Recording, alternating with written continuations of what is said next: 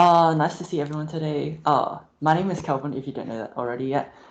Today's problem-solving session, well, talk, or whatever you want to call it, is basically just around the basics of problem-solving that often gets neglected in the classroom. And more specifically, I also want to talk about some of my Olympiad experiences and stuff like that. So, welcome to everyone. Let me see if I can change the next slide. There we go. Okay, so who am I? I'm practically just another Year 12 IB student, currently in Australia. Australia and Canberra has a massive time zone difference, by the way, of like 16 hours. I did not know that was possible before this. So right now, I'm actually in the next day compared to you. I currently do econ, math, chem, physics, French, and English. I'm trying to learn French for 5 years now. My French is very bad. Please don't try to test me on it. But I'll be glad to try out a few phrases if you really want to. We're going to start off with some very genuine math, and then we're going to switch over that to some more information about me, and then I'm going to give some more tips about how to succeed in the Olympiad. You will get time to problem solve during this session, and if you're feeling confident, then please do share what you have, because firstly, math is cool. Secondly, because we can then give you feedback on your proof if there's anything that's missing, which is really important in order to develop your logic and stuff. Just checking, does everyone have the handout that I've made? Yep, okay, nice. So the first problem is the very standard one. It's called Miss Carol, and it's a very brief introduction to the basic logic that you need in direct proofs. And I just want everyone to spend like 5 minutes reading over the question, and then once you have once a lot of people in the room have a general consensus for the answer should be, then we'll continue the presentation.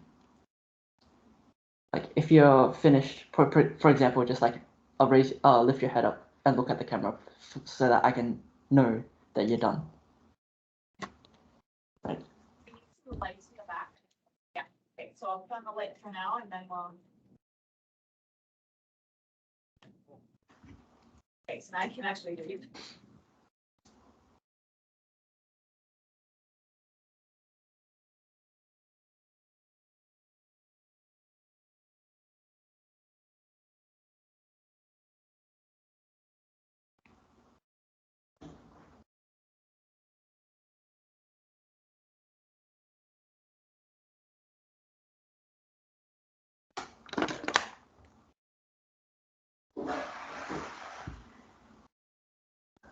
Let me see if I can see the camera. Okay.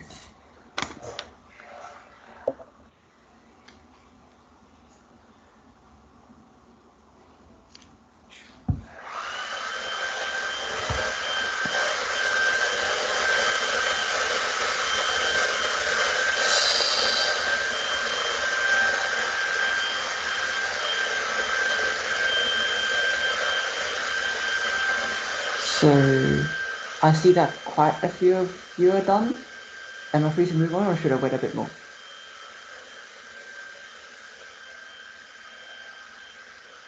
Okay, yep. So does anyone, for number A, do you guys think if it's right or wrong? Just a hands up. Hands up if you think A is right. Hands up if you think that A is wrong. Yep, right. Yeah, because how about for number B? If right, number B being right. Yep. Number B being wrong. Okay. Let's just skip straight to the question.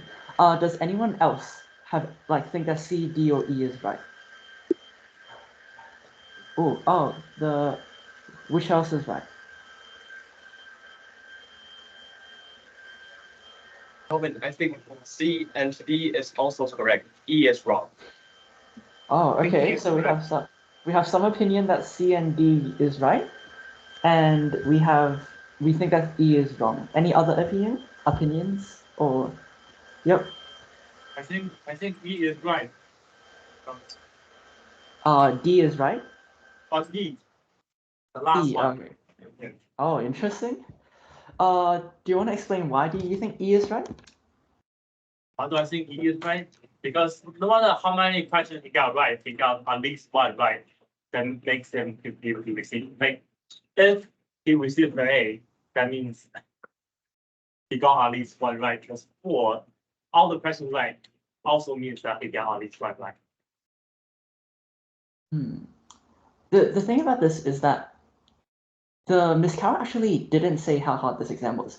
So in her promise, it was actually possible so that if you got all the multiple choice questions wrong, you would still get an A. If you notice, if you read it through E again carefully, there's nothing that says that, like, if someone like me got 0 out of 30 for the multiple choice test, you can still actually get an A. So if Lewis actually got an A, you don't actually know if he got at least one right, because he could have gotten all of them wrong, and Miss Carroll was just marking really freely. Do we have any other opinions? Yep. I can't hear you, sorry. I think E is wrong Oh, why do you think B is wrong? because Miss Carroll didn't say that anyone who gets an A got all the multiple choice questions. So here's the hard part about this question, which is the brain fuddling logic, right? So in order to actually properly discuss this, we're gonna have to need some more diagrams, which is exactly my next point. Thank you very much for that question. We're gonna need to go on a slight detour because math is always about detours, right? In math, we have things called graphs. Graphs are basically just a bunch of nodes. I'm drawing in a bunch of circles here. Bear with me for a moment. And these nodes usually represent some type of entity or some type of thing. For example, countries, right? Australia, Canada, the US, China, or and then Singapore, right? Let's just say that there's a bunch of nodes on a graph, or points, whatever you want to call them. Usually they're called nodes though.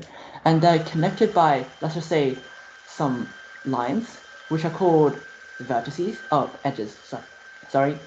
And then let's just say that in this example, it refers to the flight routes that is available between them. So graphs are really important in math because they can show the relationship between objects. And that's what we really want to focus on when we talk about proofs today. In this example though, let's just say that each of these edges represent a flight between two countries. That's my diagram for our plane. And graphs help simplify information because these are not normal physics chemistry graphs. It doesn't matter where the points are placed so long as the edges remain the same. So we can move Singapore away from here, all the way over here, and as long as it's still connected with the USA and connected with nothing else, then the graph is still considered the same. So all we care about are the connections. And now the things that we want to talk about today is using directed graphs to represent proofs. So the keyword directed, anyone can think of a noun that is very similar to directed, ending with ION. Direction, right? You still have direct, but so a directed graph has some form of direction embedded within it. And that direction is evident within the edges that is present between vertices. Instead of just having one edge that connects two dots, we specify a direction.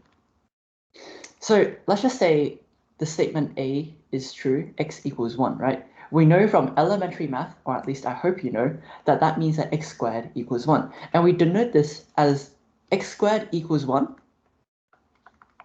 if x equals 1. Right, that makes sense. If x equals 1, then statement A shows that statement B is correct. Then we have a second example, which is x equals 1, and then that also means that x plus 1 equals 2. However, the special thing about this statement, the second statement, is that the second statement also goes in reverse. If you know that x plus 1 equals 2, you also know that x equals 1. This type of statement is called an if and only if statement. And its difference with the first type of statement is very evident because in the first statement, if you try to flip it around, you get x squared equals 1, but that doesn't actually imply the cross in the middle of the arrow. I apologize for my horrible handwriting, by the way. Doesn't doesn't imply x equals 1 because it could be x equals -1. So this shows us that some statements can be flipped around, but not all statements can be flipped around. And the statements that can be flipped around while still being true is known as if and only if. For some reasons, mathematicians like to type it like a typo, so it's IFF. If you ever see it in mathematical proofs, please note that this is not a typo and it actually means something. I still remember I was looking through a mathematical proof when I was still like a small child, and I kept on thinking that these are like typos that kept on happening all the time, and these are actually very important. We're going to talk about converses later, so let's not worry about that right now. And let's go all the way back to Miss Carroll. How does this help us solve the problem and answer the question that was just raised? So the way we represent this question on a diagram so that we can instantly see the answer is first we have two possible statements, states A, or state the result, right? Miss Carroll promised that anyone who got all MCQs correct would have to receive an A. Therefore, only the top arrow is possible. The bottom arrow, like you can't connect this with this, right? And if you got some multiple choice questions incorrect, Miss Carroll didn't make any promises, so therefore it can actually point to the top one, or it could point to the bottom one, right? So let's go through these statements one by one. A, if Lewis did not receive an A, that means Lewis ended up here, then he got all the multiple choice questions wrong. That actually, if you trace back from the graph, right, we know that we ended up at the star. If we trace back to the front, all we know that is that he got some multiple choice questions incorrect. Therefore, we don't know A is not true. B, that's the question that we were just asked. And the reason this is actually called the contrapositive. It doesn't really matter for today's discussion, just good to know it. Is that if Lewis did not get an A, that means that we arrived at the star, then he got at least one of the multiple choice questions wrong. The reason why this is true is because if he had gotten if the second part of this statement was not true, then he must have gotten all multiple choice correct. But if he had gotten all multiple choice correct, he would have received an A. So this is evident on the diagram because there is no way to get from this star all the way back to all multiple choice question correct, right? Therefore, he must have gotten some multiple choice questions incorrect, which is why statement B is true. If he did not get an A, that is, if he ended up at the star, then the only way that would have happened is if we traced back this arrow and went back to this star over here. Let me see if I can rub out my stars because... Does that make sense? Wait, hold on, let me switch back to the camera. Does that kind of make sense? Or Yes. Okay, yep. Okay, so then we keep on going on the rather controversial C, E's, and D's, right? The reason why this diagram is really good is because it helps you sort out your logic. If Lewis... Okay, does anyone want to hazard a guess using this diagram of what C is? Is C true or false?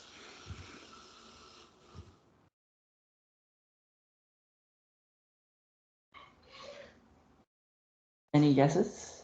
Or any reasoning? False.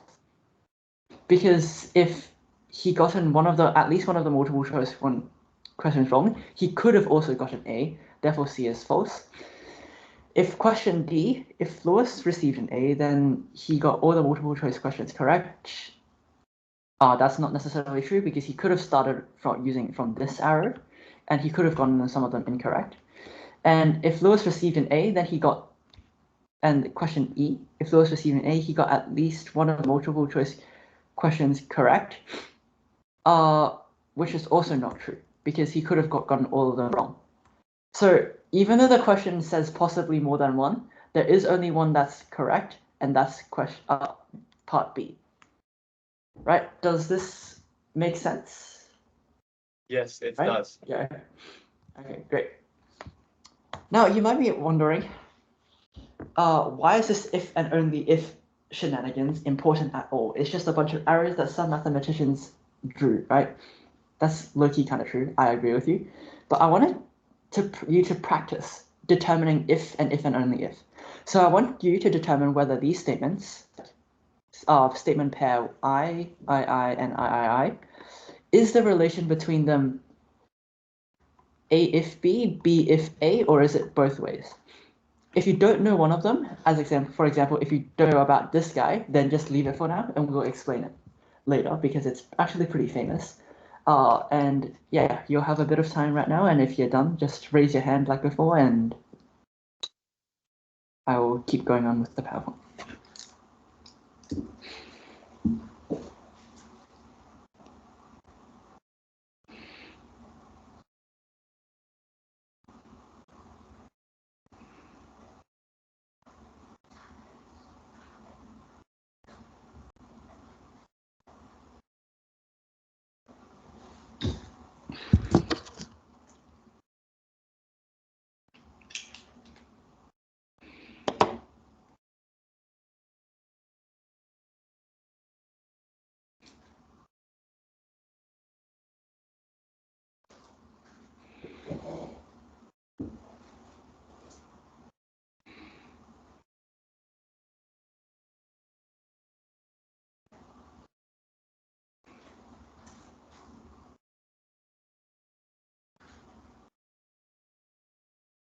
And just saying, this is quite a hard task, surprisingly hard actually. So if you don't know some of them, it's completely fine. I'll just explain it straight afterwards. Leo, yes? I think the first one is a single arrow to the right. And the second one is single arrow to the left. Oh, sorry. I don't know if everyone's finished drinking. You might want to. Yeah, I don't think everyone's finished drinking yet, so just hold on for a second. I'll go sneeze. I'll be back.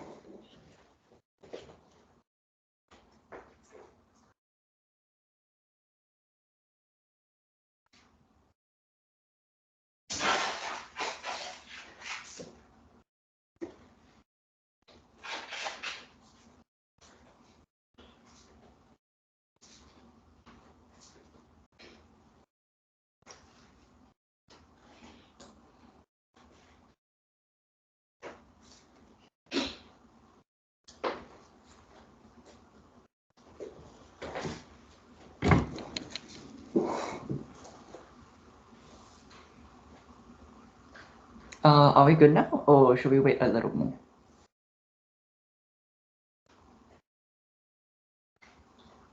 I think we're good. Hey, good. Yep. Yep. Okay. So I'll start with number 2 first, then go to number 3, and then go back to number 1 because number 2 turns out to be the easiest one out of all 3 of them. So I hope everyone remembers a sign graph. If you draw it, it looks a bit like this. Excuse my horrible drawing. Right. So if we know that x is between 0 and 30 degrees, or 30 degrees x, sine x, then because of sine shenanigans, we definitely know that it's between 0 and a half. So this arrow is definitely true, right? But then we want to think about the other arrow, right? If we just know that sine is within this region, x can actually be within this region as well, and it doesn't actually have to be constrained within 0 and 30 degrees because sine has a bunch of solutions. So the reverse arrow is not true. So therefore, 2 is just the arrow pointing left, as Leo correctly said. Number 3 is actually a pretty interesting one, and it has a bit of it has severe or significant consequences for the rest of them.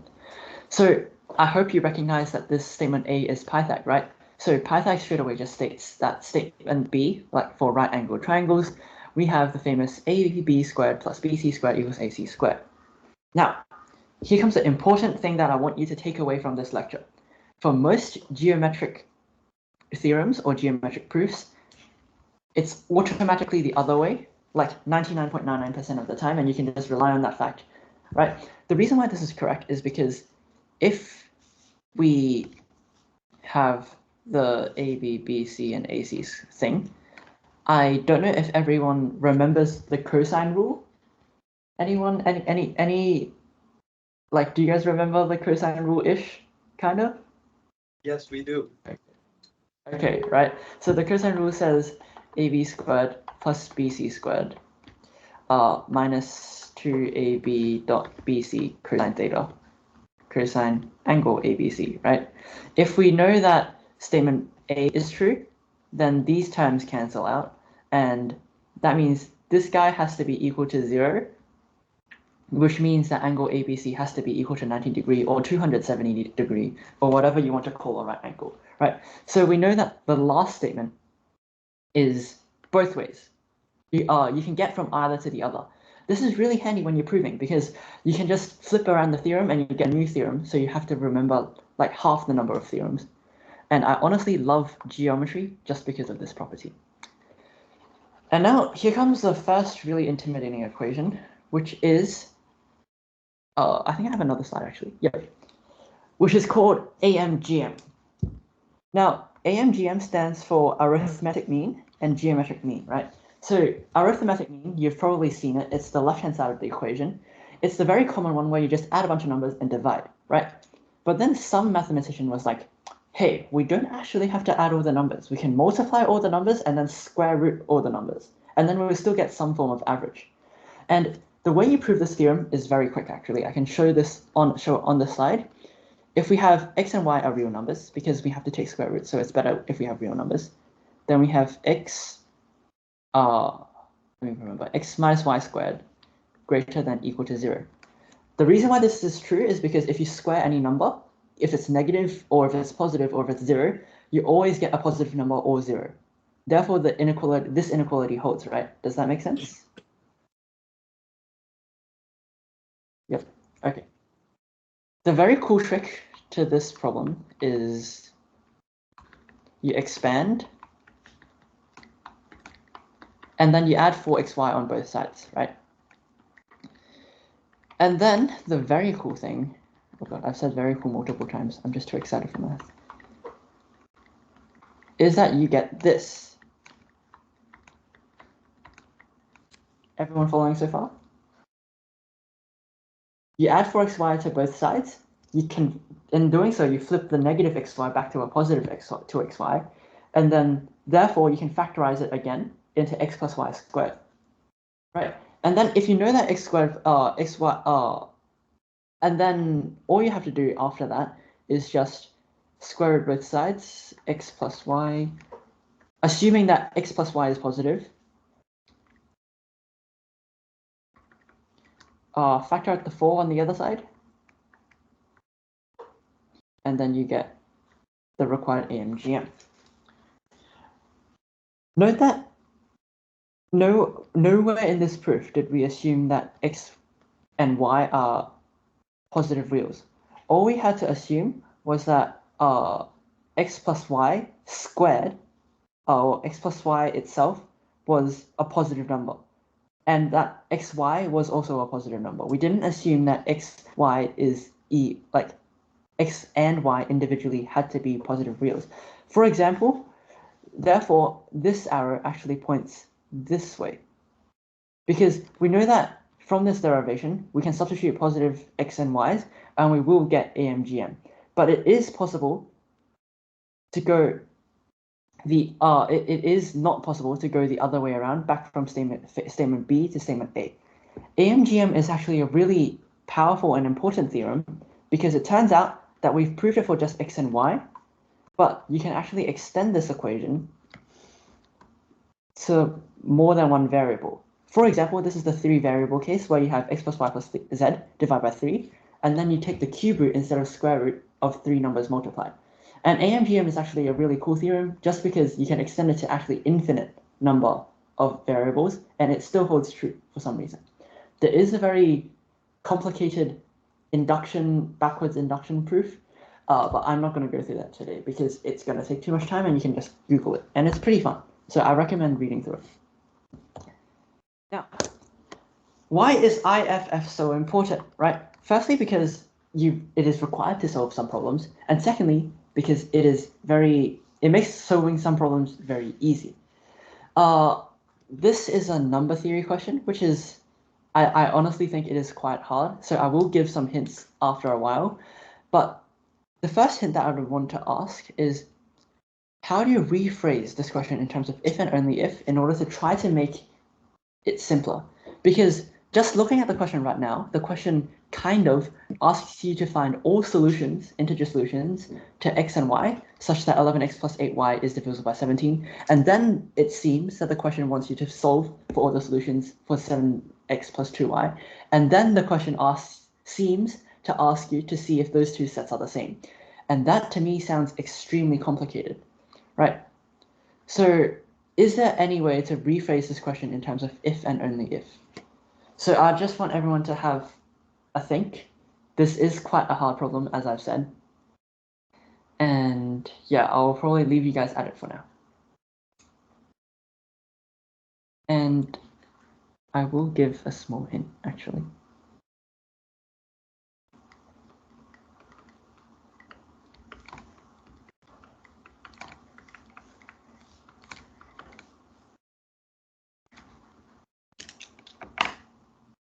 And if anyone has like any clue, feel free to talk. Or if anyone has any questions, feel free to ask as well. Because I'm here to help you guys solve problems.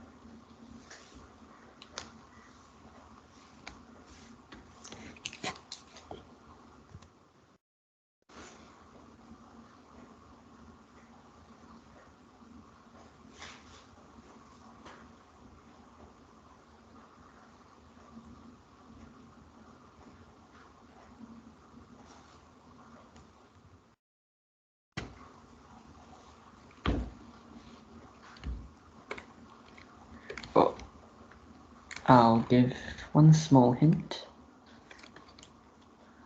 Oh my god, I want my pen, not please a pointer.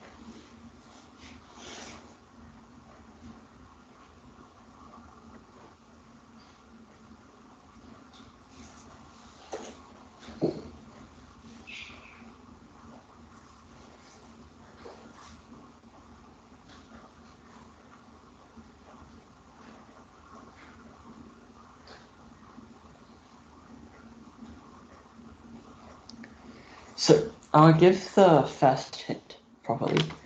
So the reason why we use if and only if is that, the statement asks, that the two expressions are divisible by 17 for the same set of integer values, right? This means that if the first, you can rephrase this question and say, oh god, sorry, wrong slide. You can rephrase the statement. Oh, right, that. Okay, you can rephrase the statement to say that the first statement is divisible by 17. Let's just write this as divisible by 17 if and only if the second statement is divisible by 17. So if we prove that the statement A, is divisible by 17, if and only if statement B is divisible by 17, then we have proven that the two sets of solutions are the same, because if a solution exists for one expression, then it also has to exist for the other solution, because by the if and only if thing. So the way you rephrase this question is by saying, oh yeah, we want statement A to be divisible by 17 if and only if statement B is divisible by 17. And let's see what you can do with that. And I'll give more hints soon.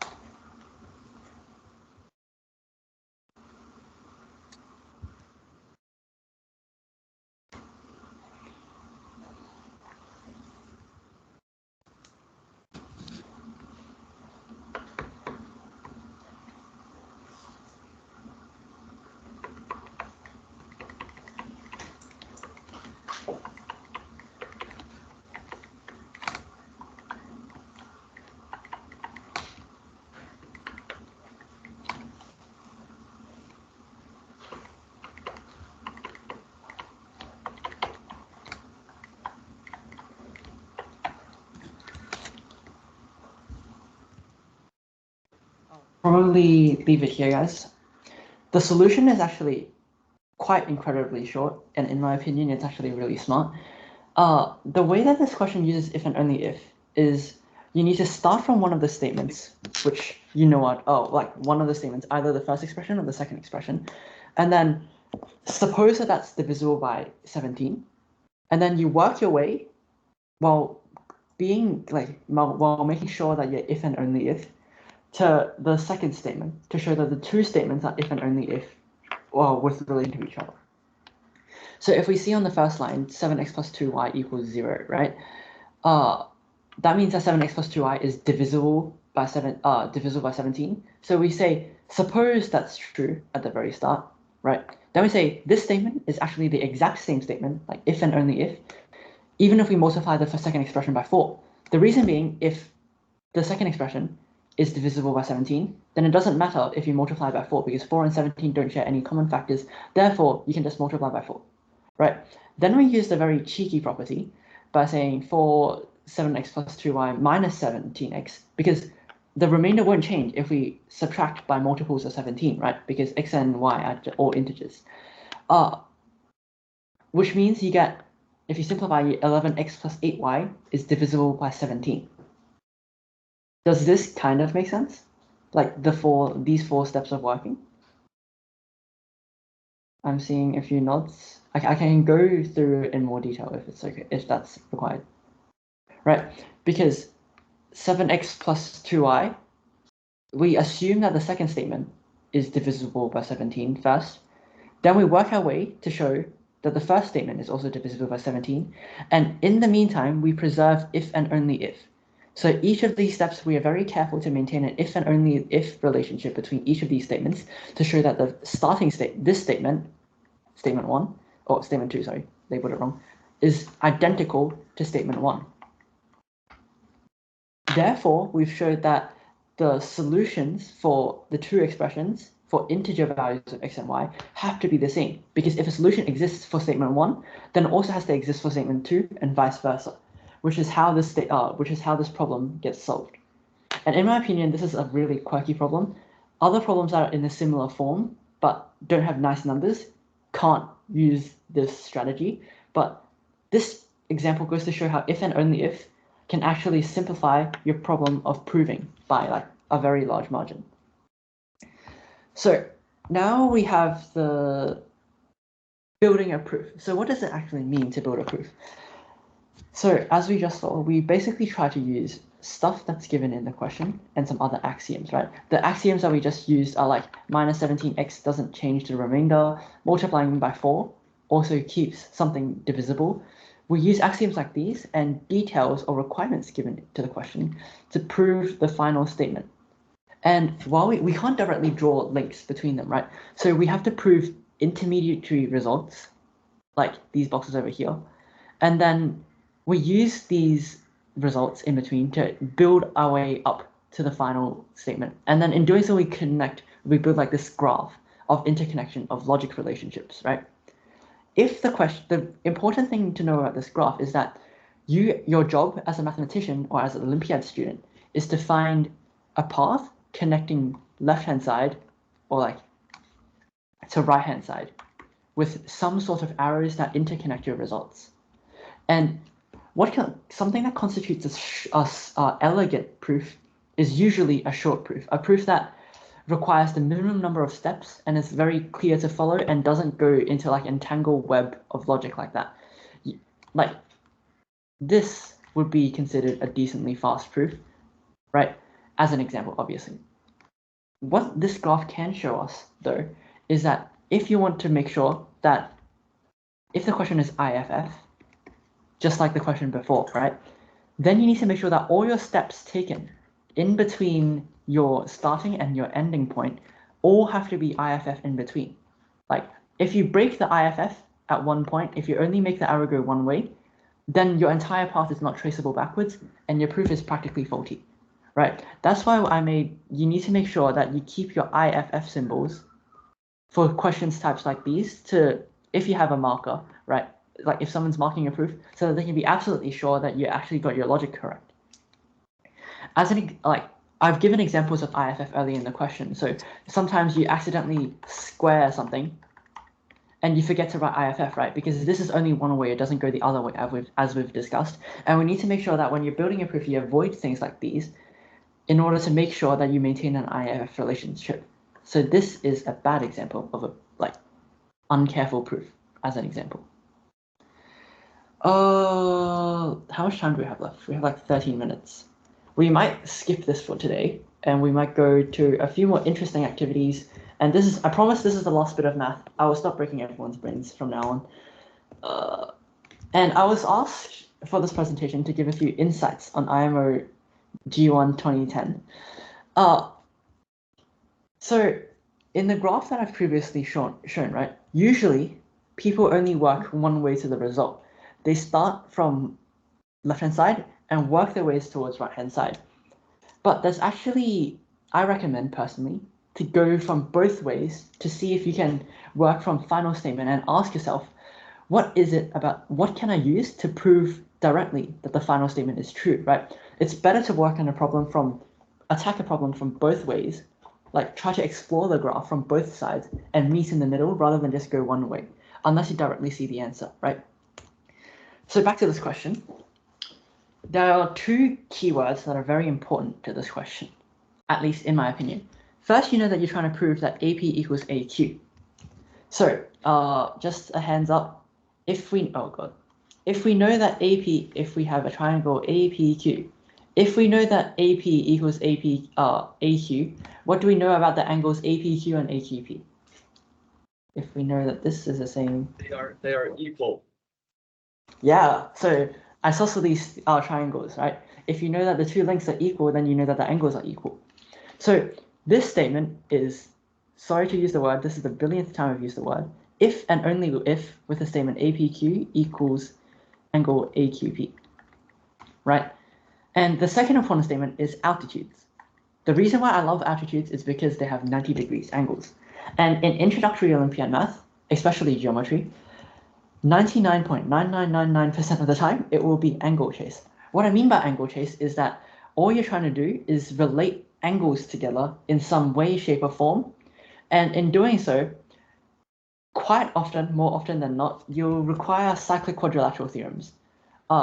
Cyclic quadrilateral theorems are basically very cool theorems that say, suppose I have a triangle. One example of a cyclic quadrilateral theorem is, if I have 4 points on a circle, right?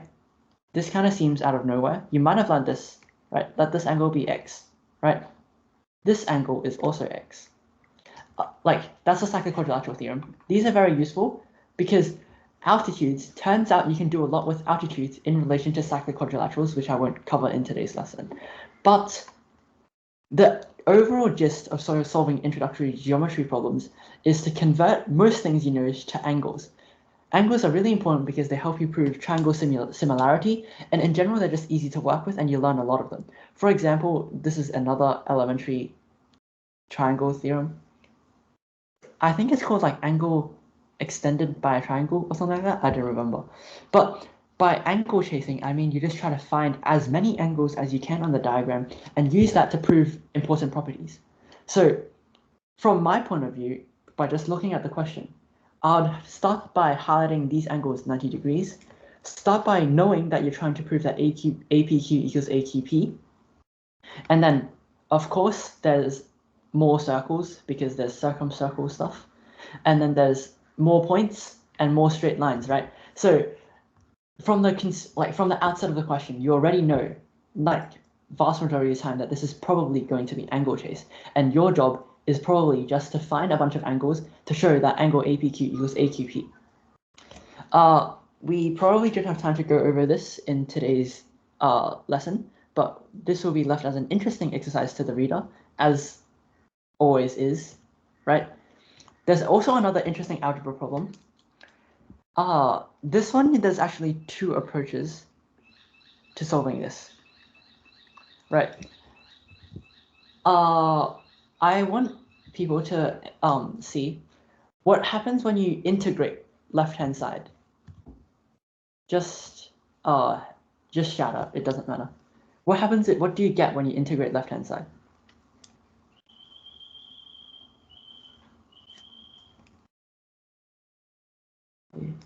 I'll just unpresent for a bit.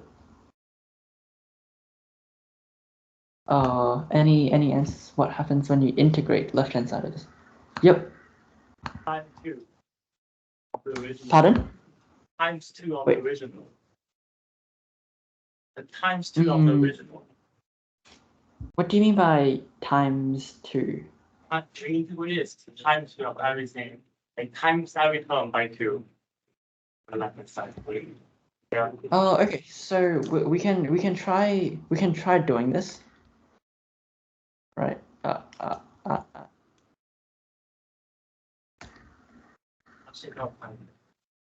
Right. Then what you actually end up with, if you integrate with respect to x, sorry, it was my bad, the question wasn't clear, is that you get a geometric sequence. And just food for thought, what you can actually solve the question based on this. And I'm just gonna leave this as another exercise. Ask me if you have any, like, if you come up with a solution, feel free to send it to me. I think my email is included in the handout. But there's actually another way to solve this question, which is slightly less obvious, which is if you add this series, and then you add this series,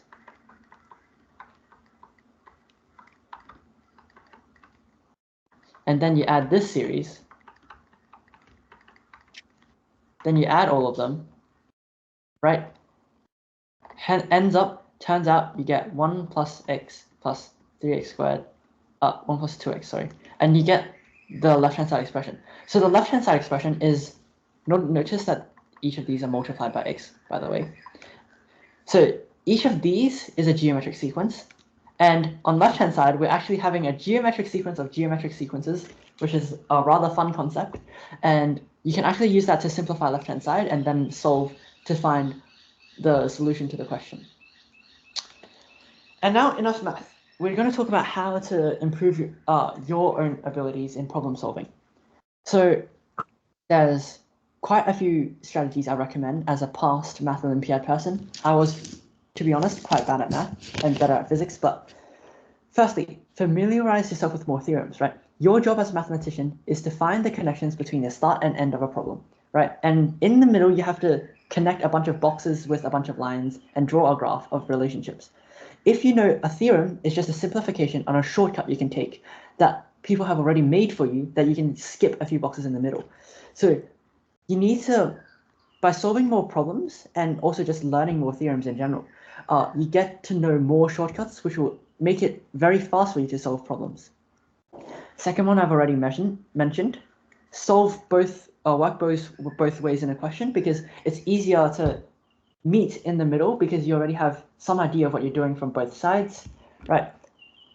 The third one is a bit weird, and it also takes a lot more practice, is to develop a heuristic and figure out how far or what is the general direction of the problem. This comes with experience. And as an example, for example, I just saw in the previous question about the IMO shortlisting problem that there was a lot of angles. Therefore, it was probably angle chase. And therefore, the general direction of the question is probably angle chase as well, right? So a heuristic helps you in making sure that you're going in the right direction in a proof. And the last one is just have confidence and don't be intimidated. Mathematicians, quite frankly, love to make themselves sound really smart and use over fancy terminology, but usually the crux of the problem is really simple. And yeah.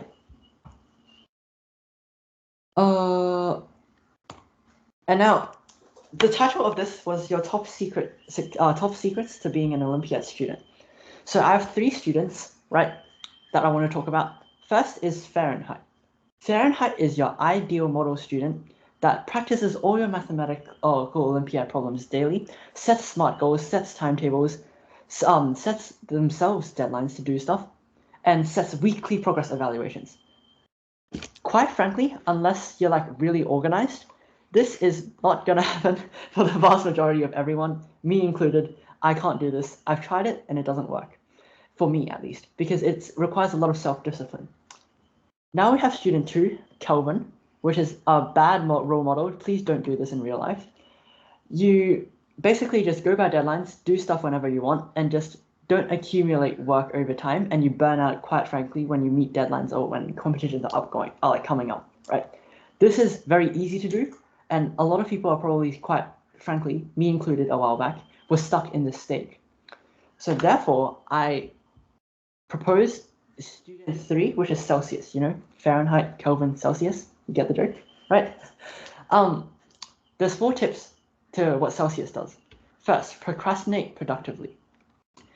Quite frankly, if you check your screen time, and above all, the amount of time you spend watching TikTok or Instagram reels or something like that, you'll realize you probably spend like 2 hours per day or something round about that, if not more, doing stuff. And I think the most important thing about doing math or physics is by having a passion for the subject and making sure that you kind of enjoy the subject when you're doing it, so that you're procrastinating. Like you find like your mode of procrastination is just by doing problems and making it a success. For example, you might find thinking about Math Olympiad problems fun, right? Secondly, these two are probably combined, is quantify everything you do. As an example of me practicing French, I practiced French before. I just practiced French whenever I felt like it. And it turns out by doing that, I've averaged out like 3 minutes a day, right? But if you quantify and measure how long you practice for every day and quantify how much your goals have been achieved, how much your targets have been achieved, it turns out it's quite easy to make yourself feel guilty about not doing enough work. And in doing so, you get a sense of motivation for doing work, I guess. And the last one is kind of similar to the first one, is develop healthy addictions. So you get addicted. If you get addicted to something that's good for your long term, if you get addicted to something that's good for your, like that's a good habit, then I think it's arguable how effective this is. But in my opinion, my addiction to math and physics have helped me flourish a lot in these 2 disciplines. But quite unfortunately, it's also led to my English and French falling behind. So I have a very good quote from my physics tutor. You can read it below. But I think it's very important to love a subject or develop a subject or find somewhere in math that you're passionate about, and then spend more time onto it and developing and flourishing. I think that's the most key thing that me and everyone else I've met at the Olympiads share. Without a passion, it's very hard to pursue something to the extreme extent and degree to which is required. Right, and you can just probably read this. I was quite frankly fascinated with STEM from a while back. And then from year 7s to 9, I decided to do some math Olympiads. And then I changed to junior sciences because I was like, oh yeah, junior science sounds fun. And then I accidentally got roped into physics. So this goes to say that you shouldn't keep just doing one specific thing. If math Olympiad isn't for you, then you might as well just switch and try other things, right? Try the thing that you're the best at. Try the thing in which you have a comparative advantage against other people in, right? And meeting people also helps because people give a lot of advice, a lot of things which you can work on so that you can improve yourself. And in the meantime, I've worked in robotics and community engagement stuff to talk to other people about what math is and stuff like that. And I think what you really can take from this is explore your options really well, and also just see how far you can go in everything and try to nurture a passion and develop a passion if you really can. Because it's quite useless and quite not rewarding if you just keep on trying to do something that you don't like. And seeing that you guys are all here today, I assume you all like math, and maybe I suggest go try out some other options in STEM.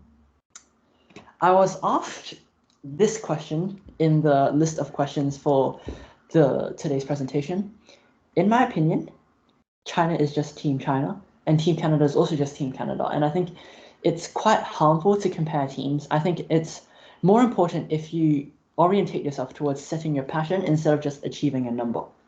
As a personal anecdote, this is actually quite embarrassing. When I started out in physics, like during the Olympiad lab pracs, my beginning score was roughly like 3 to 3.5 out of 10. And that was apparently very common, right? Because when you start, you're probably going to be absolutely really trash. And by the end of it, I got my scores up to like 7 out of 10 or something like that. But it goes to say that if you compare yourself against 7 straight away as you started, then it's actually not very good for your mental health, not very good for your motivation. And I think every country has its own educational system and its own way of doing things. And maybe everyone puts their emphasis on different things. So I think it's very important to compare against yourself and just see how far you can go. And that's all I wanted to present for today. And if there's any questions, I'm happy to answer them.